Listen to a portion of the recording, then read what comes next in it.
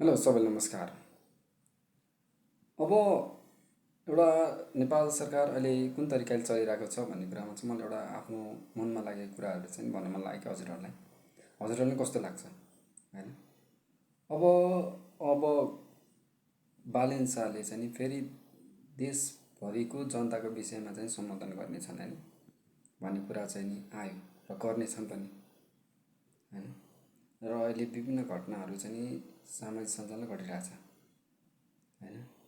पहिले सुरुमा बालेन शाह र सरकारले चाहिँ नि सम्बोधन गर्दैमा चाहिँ हाम्रो आम जनताले के नि गर्न आँट्यो भन्ने कुरा छ नि पहिले सुरुमा एउटा पहिले सुरुमा ठिक हो।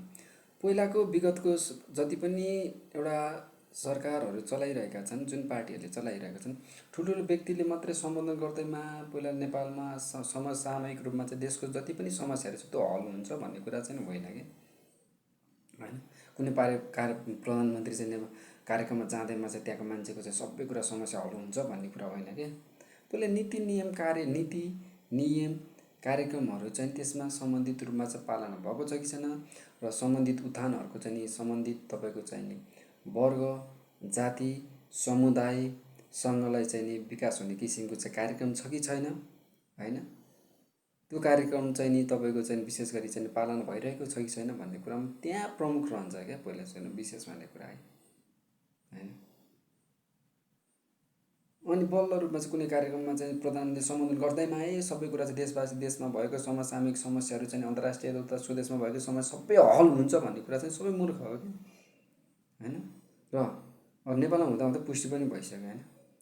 अब एउटा त कुरा त के कुरा सबै बाहिरी रूपमा मात्रै बाहिरी चिटिक्क छ होइन। बाहिरी कुरा मात्रै चाहिँ तपाईँको चाहिँ एउटा भौतिक कुरामा मात्रै तपाईँको चाहिँ विशेष गरी चाहिँ राम्रो छ भन्दैमा होइन उसले चाहिँ सबै कुरा राम्रो गर्छ भन्ने कुरामा चाहिँ पुष्टि भइसकेको छैन।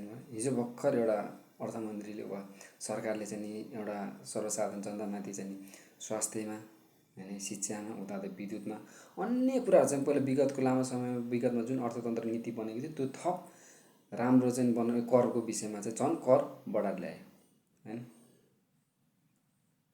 त्यस्तो किसिमको आर्थिक तन्त्र अर्थतन्त्रको नीतिहरू छ क्या। यो तरिकाले चाहिँ देश विकास हुन्छ।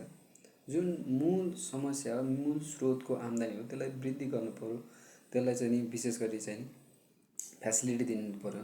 जुन तपाईँको चाहिँ नि अब यसो विचार गरेर एउटा मात्रै म भन्छु तपाईँहरूलाई होइन।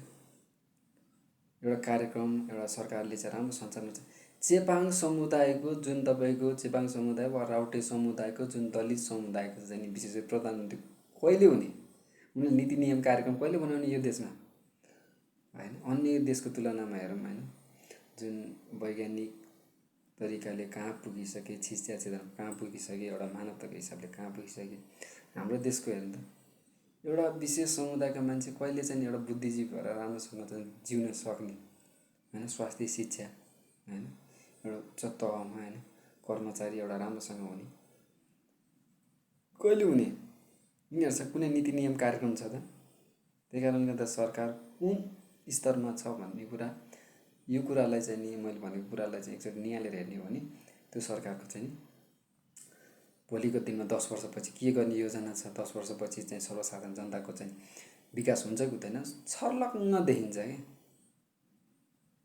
होइन। केही देखिँदैन। यहाँ चेपाङ समुदायको मान्छेहरूले चाहिँ जुन चाहिँ चेपाङ समुदाय भने जुन चाहिँ पिछडिएका मान्छेको समुदाय कहिले चाहिँ विशेष गरी चाहिँ राम्रोसँग चाहिँ नि शिक्षा स्वास्थ्य पाउने राउटे समुदाय कहिले प्रधानमन्त्री हुने यिनीहरूसँग त्यो किसिमको क्रान्ति छ त्यो किसिमको चाहिँ लड्न सक्ने क्षमता छ त्यो किसिमको सेवा सुविधा दिएर चाहिँ तिनीहरूलाई विकास गर्ने एउटा कुनै योजना छ कुनै कार्यक्रम छ देखिन्छ हामीले यो कार्यक्रम।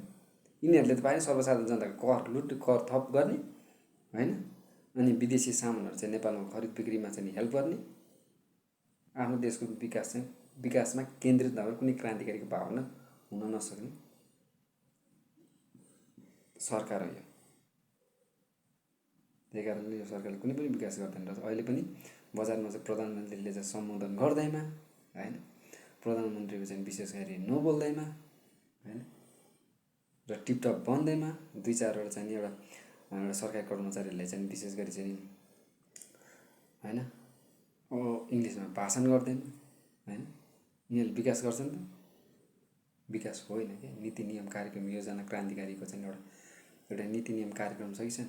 सबैले सबै किसिमको समुदायलाई समान किसिमको र सबै किसिमको चाहिँ सोसल हार्मोनी हुने किसिमको चाहिँ सबै किसिमको सबै नेपालमा भएको सबै मानिसहरूलाई भाषा धर्म संस्कृतिसँग राम्रोसँग करेक्सन गरेर राम्रोसँग चाहिँ एउटा विश्लेषण गरेर अगाडि बढ्न सक्ने क्षमता यो सरकार छ कि छैन, त्यसले गर्छ क्या। पहिला डिटरमाइन भनेको चाहिँ देश विकास गर्न सक्ने र नसक्ने भन्ने कुराको डिसिजन वा तपाईँको चाहिँ विशेष गरी चाहिँ लक्षणहरू यो सरकारमा छ, कुनै पनि छैन।